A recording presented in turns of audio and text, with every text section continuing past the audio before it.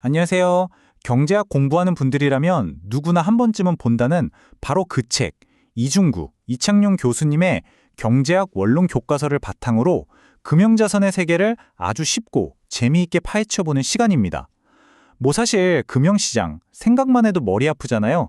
근데 오늘 저랑 같이 그 복잡한 시장을 분석하고 또 현명한 결정을 내릴 수 있는 기본 틀을 한번 제대로 세워보자고요. 자, 오늘 우리랑 같이 머리를 맞대고 고민해줄 아주 특별한 친구들이 있어요. 바로 스파이더맨과 원더우먼입니다. 근데 보세요. 이 엄청난 영웅들조차도 우리랑 똑같은 아주 현실적인 고민에 빠져 있네요. 대체 내 돈 주식에 넣어야 하나? 채권이 낫나? 이거 진짜 누구에게나 어려운 문제 맞죠? 맞아요.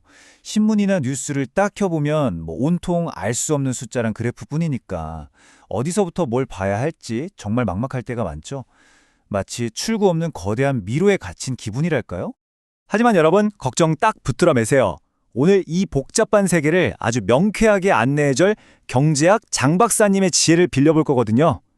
박사님이 알려주는 길을 차근차근 따라가다 보면 이 미로를 탈출할 수 있는 지도를 우리 손에 넣게 될 겁니다. 자, 그럼 본격적으로 미로 탈출 한번 시작해볼까요? 오늘 우리가 함께 살펴볼 지도입니다. 먼저 우리가 왜 이 선택이라는 문제에 부딪히는지부터 알아볼 거고요. 그리고 이 선택을 도와줄 세 가지 아주 중요한 나침반, 바로 기대 수익률, 위험, 그리고 유동성에 대해 차례대로 배워볼 겁니다. 그리고 마지막엔 이 모든 걸 다 알게 되면 과연 우리가 시장을 이길 수 있을까? 라는 아주 흥미로운 질문까지 던져보겠습니다. 첫 번째 주제, 바로 포트폴리오 선택의 문제입니다. 말이 좀 어려워 보이죠? 근데 사실 아주 간단해요. 뭐냐면 우리한테 주어진 돈은 딱 정해져 있잖아요. 근데 이 돈을 주식, 채권, 예금, 어디에 얼마씩 나눠 담아야 가장 좋은 결과를 얻을 수 있을까? 바로 이 고민이 모든 투자의 진짜 시작점인 거죠. 그렇다면 이 어려운 선택을 할 때 도대체 뭘 기준으로 삼아야 할까요? 자, 교과서에 따르면요. 세상의 모든 금융자산은 바로 이 세 가지 핵심적인 렌즈를 통해 평가할 수 있다고 합니다. 바로 수익성, 위험성, 그리고 유동성입니다. 이 세 가지만 기억하시면 돼요. 그럼 첫 번째 기둥부터 한번 제대로 쌓아 올려 볼까요? 바로 기대 수익률입니다. 이건 가장 직관적인 요소죠. 그래서 이거 사면 얼마나 벌 수 있는데? 라는 아주 근본적인 질문에 대한 답이라고 할 수 있겠습니다.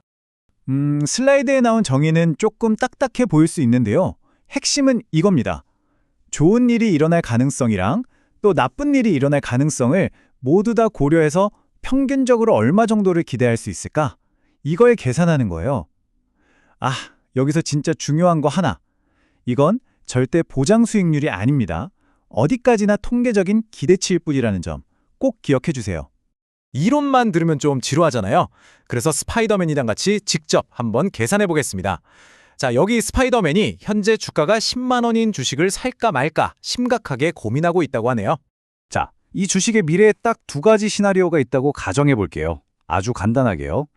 첫 번째는 50% 확률로 주가가 15만 원까지 쫙 오르는 거예요. 그럼 수익률이 무려 플러스 50%죠. 대박이죠?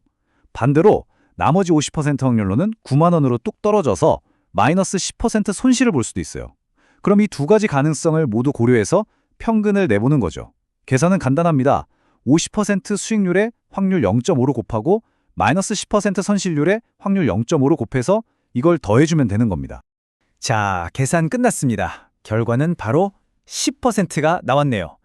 스파이더맨이 사려는 이 주식의 기대 수익률은 10%인 겁니다. 그러니까 대박이 날 때의 엄청난 수익과 쪽박을 찰 때의 손실을 모두 다 고려한 평균적인 기대치가 바로 이 10%라는 거죠. 하지만 여러분, 기대 수익률이 높다고 무조건 좋은 걸까요?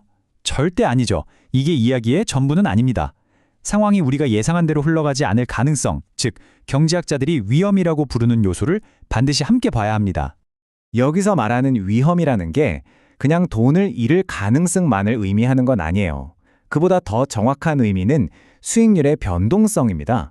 그러니까 얼마나 롤러코스터를 심하게 탈 것인가, 이 문제죠. 가능한 결과의 범위가 넓을수록, 즉 오르내리는 폭이 클수록 우리가 위험이 높다라고 말하는 겁니다. 자, 이 표를 한번 보세요. 이게 정말 흥미로운데요. 스파이더맨의 A자산이랑 원더우먼의 B자산, 둘 다 기대 수익률은 10%로 똑같아요. 그런데 그 속을 한번 들여다보면 위험 수준은 완전히 딴판입니다. A 자산은 잘 되면 플러스 50%까지 가지만 안 되면 마이너스 10%로 변동폭이 엄청나게 크죠. 반면에 B 자산은 잘 돼야 플러스 30%고 안 되면 마이너스 10%로 상대적으로 훨씬 안정적이에요. 아마 좀 더 신중한 성격의 원더우먼이라면 당연히 B 자산을 더 선호하지 않을까요? 자, 이 슬라이드가 정말 재밌는 점이 뭐냐면 바로 이 위험이라는 걸 눈으로 보여준다는 거예요. 보세요. 평균적인 기대치는 같더라도 A 자산으로 가는 길이 B 자산보다 훨씬 더 험난하고 아찔할 수 있다는 걸 한눈에 딱 알 수 있죠.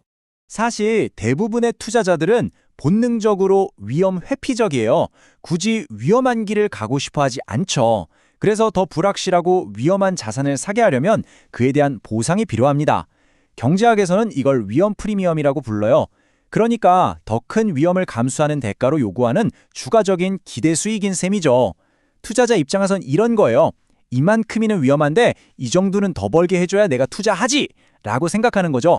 이제 마지막 세 번째 핵심 요소입니다. 바로 유동성에 대해 이야기해 볼 텐데요. 이건 아주 간단하게 말해서 여러분이 투자한 돈을 얼마나 빠르고 또 쉽게 현금으로 다시 바꿀 수 있는가에 대한 문제입니다. 교과서에 따르면 유동성이란 자산의 가치를 크게 손해보지 않으면서 얼마나 빨리 현금으로 전환할 수 있는지를 의미해요. 예를 들어 은행 예금은 유동성이 아주 높다고 할 수 있죠. 원할 때 바로 ATM 가서 찾을 수 있으니까요. 근데 아파트나 미술품 같은 건 어떨까요? 이걸 팔려고 내놔도 바로 팔린다는 보장이 없잖아요? 이게 바로 유동성이 낮다는 뜻입니다. 여기서 경제학장 박사님이 아주 재밌는 비유를 들어주시네요. 원더우먼의 투명 비행기를 한번 생각해 보세요. 그 가치는 어마어마하겠지만 당장 내일 동네 시장에 내다 팔아서 현금으로 바꿀 수는 없지 않겠어요? 바로 그런 것이 비유동성 자산입니다. 와, 정말 개념이 머리에 확 들어오지 않나요? 자, 이제 모든 투자자들이 마음속에 품고 있는 궁극적인 질문에 도달했습니다. 내가 정말 열심히 공부하고 분석하고 노력하면 과연 꾸준히 시장 평균 수익률을 뛰어넘을 수 있을까요? 바로 이때 우리의 명탐정 코난이 딱 등장해서 아주 날카로운 질문을 던집니다. 세상에 공개된 모든 정보를 꼼꼼하게 분석하면 마치 사건 현장에서 단서를 찾듯이 미래 주가를 예측할 수 있는 결정적인 힌트를 찾아낼 수 있지 않을까요? 정말 많은 투자자들이 품고 있는 희망 섞인 믿음이죠. 하지만 놀랍게도 경제학이론은 아주 차갑게 대답합니다. 효율 시장 가설에 따르면 그 대답은 아마도 아닐 것이라는 거죠. 왜냐? 이 가설의 핵심은 현재 주가에는 이미 세상에 알려진 모든 좋은 소식과 나쁜 소식이 빛의 속도로 다 반영되어 있다는 거예요. 그러니까 우리가 열심히 분석하려는 그 정보는 이미 가격 안에 다 녹아 있다는 거죠.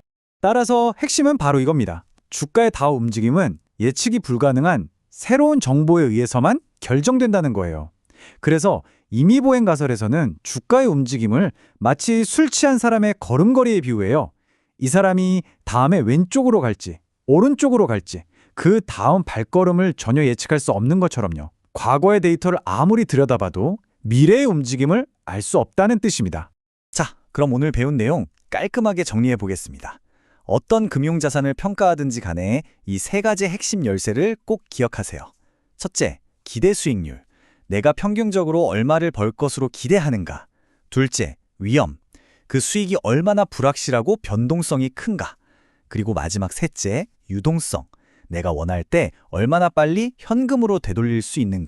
자, 마지막으로 여러분께 정말 깊이 생각해 볼 만한 질문 하나를 던져드리면서 마무리하겠습니다. 만약 시장의 움직임이 정말로 예측 불가능한 임의보행, 즉 술 취한 사람의 걸음걸이와 같다면 우리가 밤새워 기업을 분석하고 뉴스를 찾아보는 이 모든 행위는 과연 정교한 투자 활동일까요?